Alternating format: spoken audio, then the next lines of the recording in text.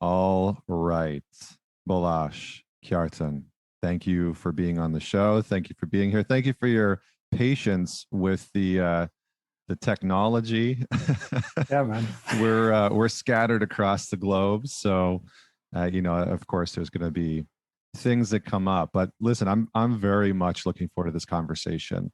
So before we dive into some of the main reasons why I wanted to have you on the show, I would love to ask you the question that I ask all my guests, which is tell us a story about a defining moment in your life that made you who you are today. And so maybe Balazs will start with you. Thank you. Thank you for having me. Wonderful question. The first thing that comes to mind is an experience I had in Norway 2.5 years ago.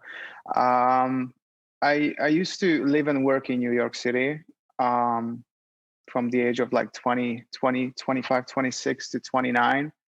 And I left New York, and a few months later, I ended up going to Norway through a friend of mine, through a client of mine. So basically what happened is, I'm trying to make it very short. It's a very long story. Basically, there was this wonderful person. Her name is Ezria. She reached out to me. She's a client of mine. And she was like, hey, I want to get a tattoo. And I was like, sure. What if we go to like some like snowy, wonderful like wonderland where we can record it and everything, and then it will be so much fun. And then so Ezria connected to Kjartan, or asked him if he could host us. I had no idea who Kjartan was, or never met him before. So long story short, we ended up going to Norway, and that trip really changed my life, I have to say, because for many reasons. I went there till the age of like 29. I was like, I was going into this like really fast-paced life, and always chasing something in the future, always chasing something that's not present. That's like, if I'm going to get there, I'm going to be, satisfied. I'm going to be happy. If I'm going to tattoo a lot of famous people, I'm going to be satisfied. If I have a lot of money, etc., etc. It's like egoistic a way of living, because I also didn't know any other way. So I was living my life like that, which was very exhausting. But somehow I hold it together, until that point. And then like 3 days in, we are in Norway in this beautiful house, right? Like you see the fjords and everything. It's just like, insanely gorgeous. And we had this beautiful gathering. It was actually 6 of us. It was my girlfriend there, my videographer, Ezria, my client, her videographer, and Kjartan. And so we had this beautiful gathering in one of the evenings, and we had a little bit of a mushroom tea. And I was very resistant to any substances. I haven't done anything after the age of like 25. So I was like very much like against it. There was a lot of fear. There was a lot of anxiety that I did not really want to surface. And then, but anyways, I was like, everyone's doing it. Let me just have a little sip. Why not, And, yeah, that basically set the tone for the rest of the night. I was like, all the anxiety, all the pain, everything that I was carrying with me, all the burden and all this like junk, was just, everything just surfaced up. And yeah, I was like, I really truly felt like I need help. I was like, I need some sort of help. I didn't say it out loud. I just, like felt it. And I didn't know anything about Kjartan or his work.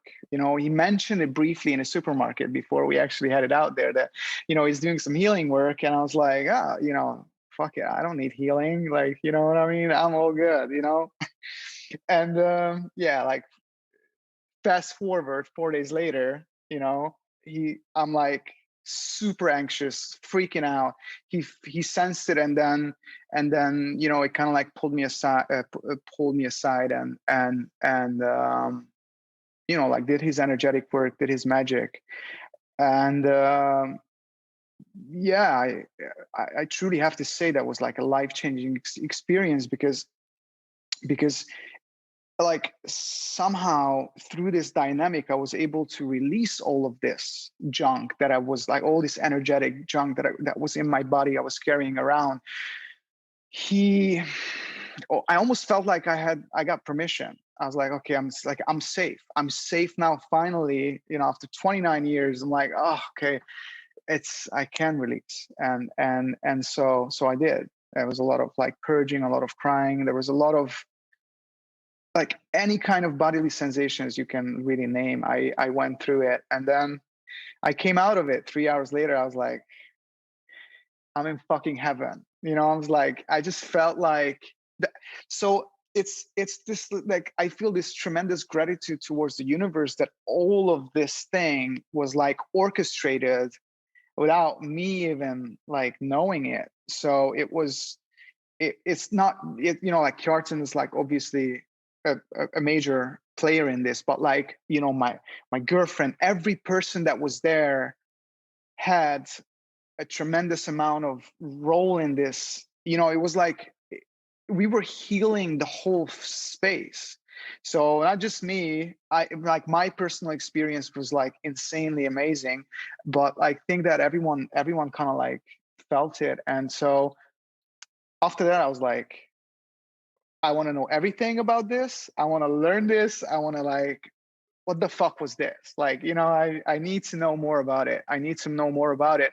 And it's also just like, kind of like want to connect this to the tattooing work that I'm doing. It's like, I always felt this like urge of knowing, like this urge of like, I had all these questions in my mind. And I finally felt like I got some answers, or it's like this aha moment. I was like, okay, cool. Okay, got it. And it's really hard to do, to put it into words, but like it also had a tremendous amount of effect in the work I do, the way I work, and the tattoos that I do. So so that healing session was pretty wonderful, I have to say. It's Yeah. beautiful. Yeah, I mean, it's like, the universe conspires for you in some ways, but we don't always listen. We don't always know how to look for the signs. We don't always know how to open ourselves to the opportunity to have that work on us and through us. And I feel like what you're describing is almost every single man's experience walking into any kind of healing, like, fuck that, I'm good. I don't need healing, right? Like, I'm good, everything's okay. That was very much mine. And having had the honor to work with thousands of men now over the past decade, that is a very similar experience, that we have this resistance to sort of open ourselves to that sort of hero's journey of entering into what is confronting. There's definitely a confrontation when it comes to healing work, and I think that we underestimate that. So I really appreciate your experience, because it's I think it's very relatable. It's very, very relatable. And Kjartan, what about yourself? Tell us a story about a defining moment that made you who you are today. Man, yeah, there's a lot of I want to say course corrections, but it's like that 0.1 degree alignment, which over the trajectory of a lifetime, yeah, it makes a huge difference. The experience of what Balazs was just mentioning. There's a that in particular, there was an element of resistance in myself as well. To show up in service like that, and it's not something I feel like I do personally. It's more of like, oh shit, it's like I'm being asked to provide a service. Okay, let me get out of the way and participate in the healing. But I think a specific moment that I can really identify that allowed that to flow through was a few years, I think about maybe like 10 years ago now, I spent a period of time in a monastery in the US, studying something called A Course in Miracles. We'll probably reference that again, but yeah, deep studies with the Course in Miracles, and spend time at this monastery in Utah. And it was designed to confront your mind, really, to discern yourself between your who you are in truth and the mind chatter, the habitual mind, the egoic mind patterns, and I have a background and I did a lot of sports, like a lot of competitive sports, martial arts, bodybuilding, and and then you get into a monastery and you kind of like slowly undo these things, and you learn to kind of observe the intensity in the mind, the parts of your mind that most people resist, run away from, and competition was one of the things that, because I excelled at it at the time, something I gained safety through, I gained an identity through it, and so you're like in this dissonance between true collaboration and then maintaining this distance through competition. And so during this monastery stay, we were in Spain, in one of the kind of like the periphery locations, and it was me as in a steward role, overseer role, and then two other guys. Perfect setup. And it's like I was young. I was like 24, 25, and the other guys 21, 22. So it's like unresolved resistance and competition and all this stuff. And we drive to the beach, the three of us, and so I used to do a lot of swimming. So jumped in the ocean, and I started swimming really hard. Just like butterfly swims out, and I could just watch all this competition in my mind. The showing off, and I just feel, wow, holy fuck, this is painful. And I just stopped, went back up, sat down, laid down. The other two came laying next to me. They told me afterwards, but I was laying there, and it's like I can't do this anymore. I can't hold on to the pain. This is too painful. And so I lay there and I remember just falling into a prayer and just like, Spirit, take my body, take my name, take my bank account, take all these things that I was holding on to and deriving identity from, and I just fell into this open space. It's just complete, empty, no duality, just open space, light, pure abstraction. And it was one of those moments where even though on a conceptual level you get the mind training, you get the inquiry into things and meditation and all this stuff, but it's like you get a experience like that where it's like, wow, reality is beyond all of this chatter in the mind, all this identification, all the competition, and it's actually safe to surrender the idea of separation. And so for me, that was it was really, really defining, and like yeah, it's reality has your back. You can't really escape it, and why would you want to? And to use the opportunity to heal my mind, and I think that's really what also allowed me to show up for Balazs and in different contexts later. Wonderful. Yeah, thank you for that. I mean, I think it's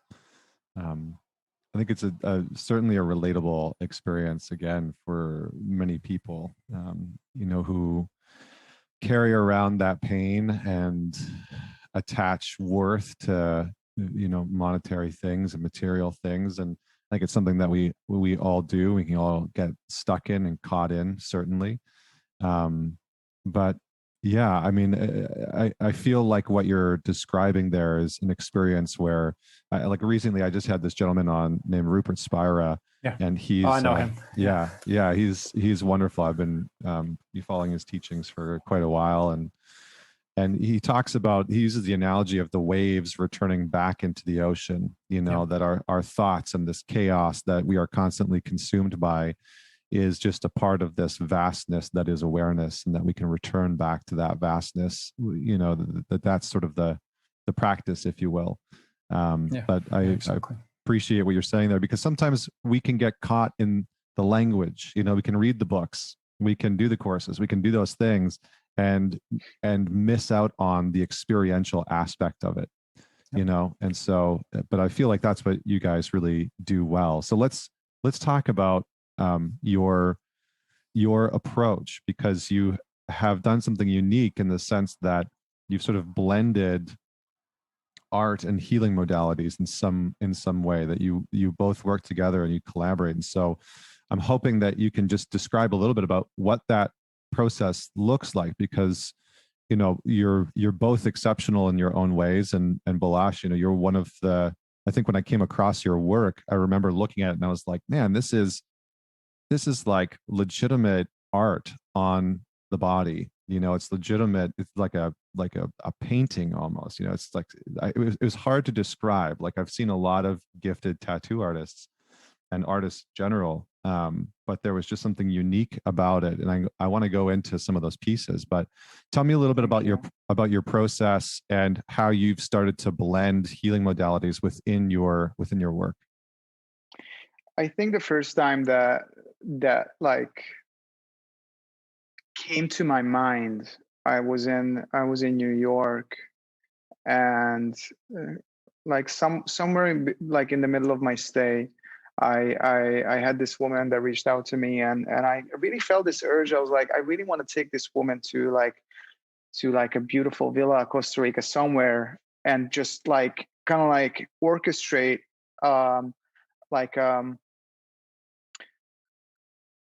some sort of like a unique experience for her, instead of just like welcoming her in a studio and, you know, what I'm used to do. So it's like, you know, the tattoo scene is, I would say 99% of the tattoo scene is about like, you know, opening a studio, you're welcoming people come get tattooed a few hours, you know, you chit chat a little bit, and you know, it's like a proper, it's like a printing machine, it's a factory, right? It's like transactional a little bit in nature. Yeah, exactly. There's nothing wrong with that, you know. I think it's, you know, like not everyone can hold space, so not everyone has the capacity to do that, because I'm not really tattooing, you know. It's like, you know, tattooing is just an excuse to join. I feel like it's not really, that's just an excuse. That's like a byproduct of, you know, of like connection. And I always felt like that. And I really was looking for a deeper connection with every client that I came across. But until I met Kjartan, I had no framework. I had no like context around it, what I really wanted to do or how I wanted to do it, etc. And after I had this experience, and really just not just the healing, but like also going to a place together, like going to Norway and then do a tattoo in a remote place, renting a house or like being in a house, you know, like that kind of like communal way of getting together was very special. And after that, I was like, you know, maybe we should do some things together. Maybe we should like host some retreats together. And so we did. we did two. You know, we are also learning. We did one in Bali, and then we did another one in Crete and Norway. Crete and Norway was one retreat, but we chose to divide it into like two locations. So really is just about like allowing our clients to show up and kind of like be in service and see what they really are looking for, you know. And just like, you know, some people want rest, some people want to like, you know, there's so many human beings, everyone needs something different, you know. I have a wonderful friend, Chris. He's from New York. He's a movement coach and acupuncturist. He was with us in both of those retreats. So we not just so Kjartan was like kind of like covering the mental, inner, like energetic aspect. I was just like drawing on them, and then Chris was doing like acupuncture, movement, and that kind of like he was covering the physical aspect of the retreat. And yeah, and then it's just a wonderful way of hosting people, and it's just a different way of approaching tattooing itself, because it's, you know, I feel like most of the people that come to get tattooed, there is an urge to shift something in them, or they want to either get tattooed because XYZ happened in their life, they lost someone, or like, you know, it's coming from a grief, or marking their kid's birth, or like, you know, some sort of like, you know, there's always this story around it, but like, yeah, there is something universal there. Yeah, I would. Yeah. I was going to say I would agree with that. I feel like tattoos for many people are symbolic in nature, and that they like, for me at least, when I've gotten tattoos in my life, they've been a demarcation of a chapter in my life. That's what they've always represented for me. And I know for different people, for friends, for family, they serve different purposes. You know, like my sister's got tattoos and it seems to symbolize things for her, whether it's the symbolization of a family member or a period of her life or something meaningful for her. So it does seem like they play a very important role. And it also seems that it shows up in people's lives, and that they are bringing things to that experience. You know, they're bringing the weight of an experience. They're bringing something that's quite meaningful to them, and sort of asking you to uh, represent that, you know, on their bodies. But yeah, so Kjartan, you had something to say. Did you want to just jump in there? Yeah, I think I mean, from my perspective, and you know, the Balazs and I have held this conversation for the last 2.5 years. I think it's, you know, this ability to curate or hold a space that is safe for people to come in. You know, it's not necessarily in the words or in the, you know, the actions we do, or in, you know, the how the service looks, but it's, you know, it's like there's a container there that can hold people going through something they're ready for. You know, it's like the people that come for the tattoos, they're looking for you know, it's like a markation of a transformation. But, you know, that cocoon, that space, to the portal, if you will, to kind of, you know, move through and really transition that, you know, it requires, I'd say it requires a maturity in just witnessing someone in that, you know, and to, you know, not really there holding space for someone, but it's like, you know, being fully present in witnessing someone going through whatever that is, without, you know, judgment or them needing to, you know, justify or explain, and for them to, you know, really just allow them to move through and step through whatever it is in them that they're, you know, longing to step through. Yeah, and it almost feels like a sort of like an ancient form, you know, because like the little that I do know about the history of tattoos is that they've played a very sort of like communal role within our society, right? That they have been, 100%. you know, this this experience that you went through as sometimes an initiatory process, you know. So I was wondering if you can speak to that, because I do think that sometimes people likely are coming into your work craving that initiatory experience, and it sounds like you've melded these two I don't know, lineages or components Yeah. together to create these initiatory experiences. So can you speak to that? Yeah, you know, it's very contradictory, right? Because like, you know, like you're searching for a transcendent experience through a physical experience, right? So you're like, oh, you know, let me just adjust my look with a tattoo, which is clearly like a materialistic form of separation or differentiating yourself let's say 5,000 years ago, you got a tattoo because I was belonging to this tribe, and the other tribe had different kind of tattoos and marks on their body, but also like this aesthetic, just like want to stand out, but in the same time, it's this like you get this all this aspects are kind of like merged in together, and now it's like it's one. It's like, yeah, you get this tattoo, but you also having a transcendent experience, or yeah, I mean, that's what I have to say, really. It's also the tribal sacredness of tattooing as well.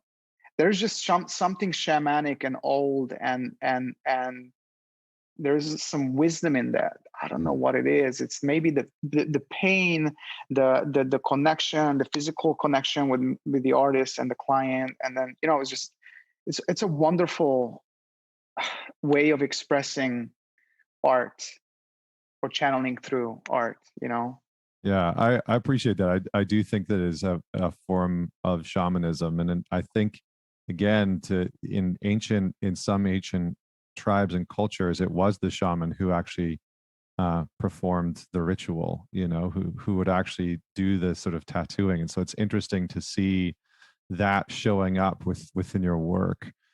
I'm curious, you use a lot of symbolism and archetypes and like ancient languages, and you're not in all of your work, but in some of your work. And I'm wondering where that comes from. Is it intentional? Is it something that you've studied?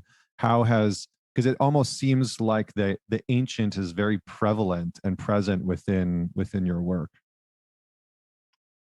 I didn't really study too much about it. I read some stuff, but I'm not really good at like studying stuff, or I'm not really, somehow you could say like I'm all over the place a little bit sometimes.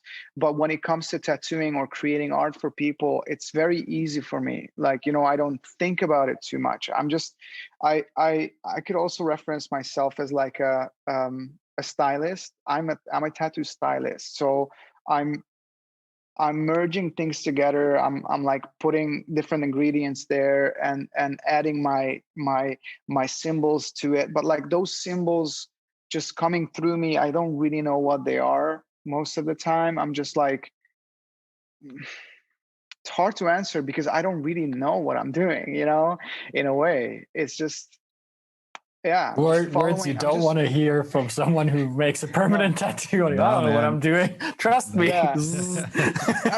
I know, but it's not like exactly. I know what I'm doing, but in the same time, I'm just like allowing this whatever to like come through, especially when I get some sort of freedom with the piece, right? Because some people like show up with like a specific design, and sometimes I'm just like, yeah, I don't want to change anything. Let's just do that, so kind of like, there are different kind of people showing up. Some people are like, hey, do whatever you want, and then some people are just like, I kind of want to, it's also like, it's interesting to watch them dealing with their own control. It's like, like I'm like a very wealthy, successful person. Let me just get tattooed. And then you're like, showing up. You're like, okay, so how much can you let go? And then there's always this like little cat fight sometimes. Like, they want to control, but they want to control, but they don't really know what they want to control. They just want to control because they're used to controlling. But, yeah, I mean, I feel like that again, that shamanic piece shows up, right? That you're sort of perceiving what it could look like and creating. And I do think that the act of creation in many ways is an act of surrendering. It's an act of letting go. It's an act of allowing universal intelligence, divine intelligence, creation, etc., to move through us, and for us to just be the vehicle of its expression in some ways. And that's almost what I hear you describing, is that there's a getting the ego out of the way so that creation can flow in some ways. And does that feel very feel true? right? Yeah, that definitely resonates. Yeah. It's like, it's even though the chatter of the ego, that's like part of the work that I'm doing with Kjartan. It's like it's not necessarily fighting against the ego. You're just like, okay, yeah, you just see it. Okay, cool. There's a chatter. Okay, came back. It's like, but like when you can like really just like stay in this like, as Eckhart Tolle would say, this like consciousness space, or consciousness or space consciousness. Sorry. Then like then there you just have more access to things that not really touchable, or I don't know.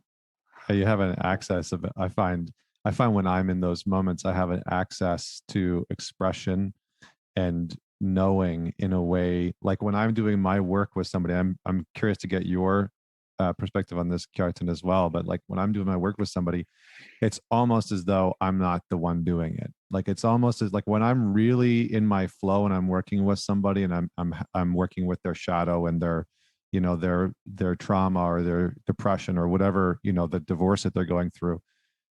It's almost like the best work that I do is when I'm not doing it, when I'm out of the way, and that's kind of what I hear you saying, is that it feels like maybe channeling is not the right word. Maybe that's a little like maybe too woo-woo for some people, but it almost feels like it's happening through you, that you're tapping into a field of awareness, a broader field of awareness that is a form of intuitional intelligence. So Kjartan, what's that like for you when you're facilitating that kind of work? Yeah, I mean, it's I think you're referencing the flow state.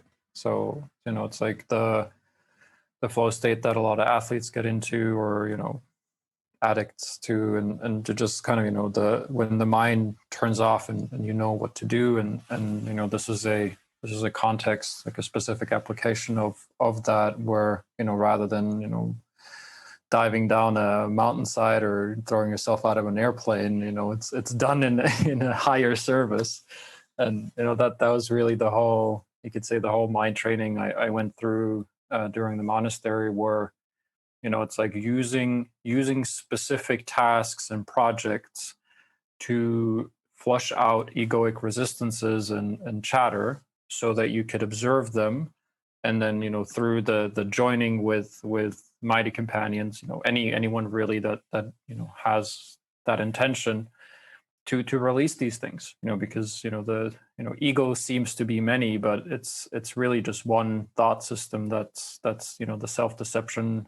Like the same deception is in really everybody's minds, as long as we believe that the story and the narrative. And with meeting Balazs, and it's like, for me, that was a continuation of showing up in whatever context to surrender the whole project, the whatever the the time container for service, and then allowing myself to show up, to surrender any fear resistances I have, to providing that work to someone who's like, I don't need healing. And I was like, okay, cool, let's see where this goes. Without any intention of wanting to heal anyone, because it's like, if I see someone in need of healing, this misperception is in my mind, let me correct that, right? Let me take responsibility for my own perception first, and not think I can heal the world because everybody else is fucked up but I'm good, so I'm gonna fix everybody. It's like that's something for me to look at if that comes up, and and then it has an effect, and then Balazs is like, let's do this, I want to go deeper. And I had the book, the Course in Miracles, which is a very powerful context for this. And I just had it laying out, and he grabbed it and read it. I was like, okay, cool, no agenda here. And he's like, let's do this stuff.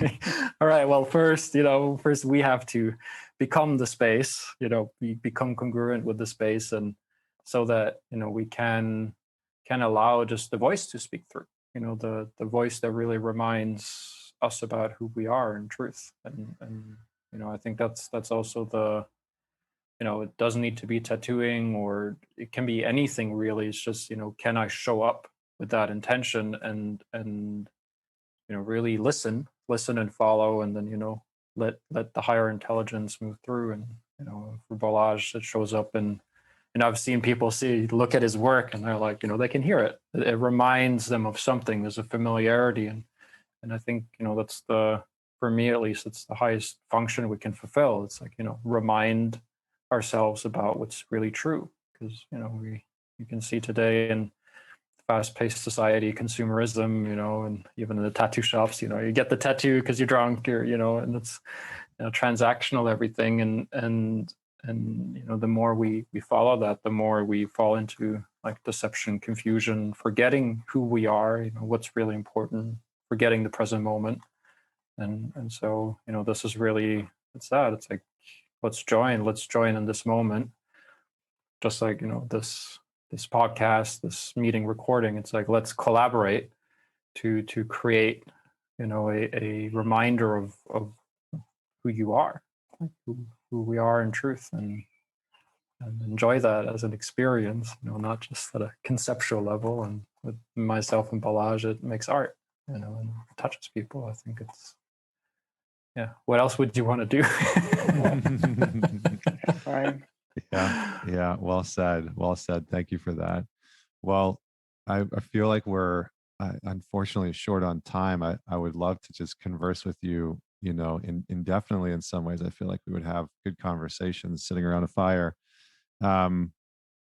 Maybe what I'll just leave with here is what stands out to me is this notion of control and surrendering, meeting our control mechanisms, and that art, whether it's tattooing, healing modalities, whether it's meditation or whatever experience you're having, is this balance in meeting the part of us that wants to find control. And so, Balazs, can you just speak to that and sort of close us off here? That balance between control and surrendering. How has that looked for you, or how do you see it showing up for your clients when they're going through the experience? Yeah. Well, it's all like what Kjartan just said. It's like when I see something in someone, it's like, let me just observe my mind first about it, because it's my perception, right? So it's like I need to heal that in my own mind. So it's like taking full responsibility of how I feel, and being very honest about my own mind and how I operate. So but I mean, tattooing is definitely a helpful tool to like kind of like loosen those like serious dogmas, and like this just the seriousness of life, of our existence. Is like, can I just draw on you as I am a 6-year-old drawing on another 6-year-old? You know what I mean? Like, what is the difference? What is the difference between me growing up or me being a 6-year-old? Is I'm doing the same exact thing. I'm just like, hey, you want to let me just draw something on you? You know what I mean? So it's in a nice, aesthetic, pleasing way, also reminding people of that, like that love, really, that comes through the tattoo, and it's like in whatever form. So because every client has a different aesthetics, which kind of like I get a sense when they show up, and then it's like, okay, there's this 42-year-old Russian woman who show up for the first tattoo, and I'm like, okay, let me do something delicate for her. It's her first tattoo. So it's like, kind of also like feeling their, like, or someone else showing up to get his 40th tattoo, doing a sleeve or whatever. It's like a different, and it's just, I'm very Presence. grateful. Mm-hmm. I'm very grateful for this experience, because there's nothing to prove. There's nowhere to go. There's nowhere to get to. It's like, it's I'm unlearning all the blocks, removing all the blocks, so I get to just like enjoy. Yeah. Well said. Well, thank you for that wisdom, and I appreciate you diving in with me on your first podcast. That feels thank you. That feels monumental in many ways. So I'm honored by that. And we'll have links in the show notes to both of your work, and anywhere that you'd like people to sort of check out your work, just in case they're listening to this and they're immediately curious.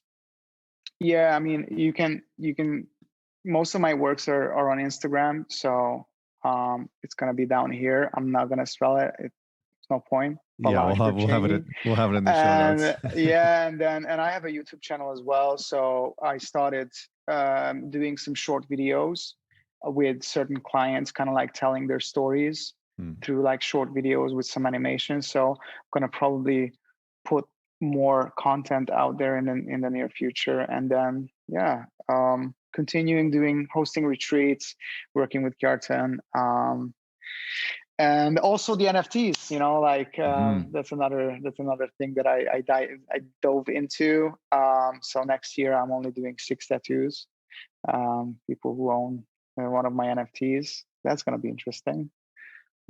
Yeah, that could be a whole podcast about just the NFTs and the whole, the how that played into surrendering control, because that was huge. That was a wild one. I saw that. I did want to talk about that, but unfortunately we didn't get around to it today. But that is a very unique approach, and I appreciate that. So, okay, wonderful. Thank you. I appreciate you both for being here and for conversing with me. And for everyone that's out there listening, certainly check out both Balazs and Kjartan's work. We'll have the links in the show notes for you to check that out. And until next week, this is Connor Beaton signing off.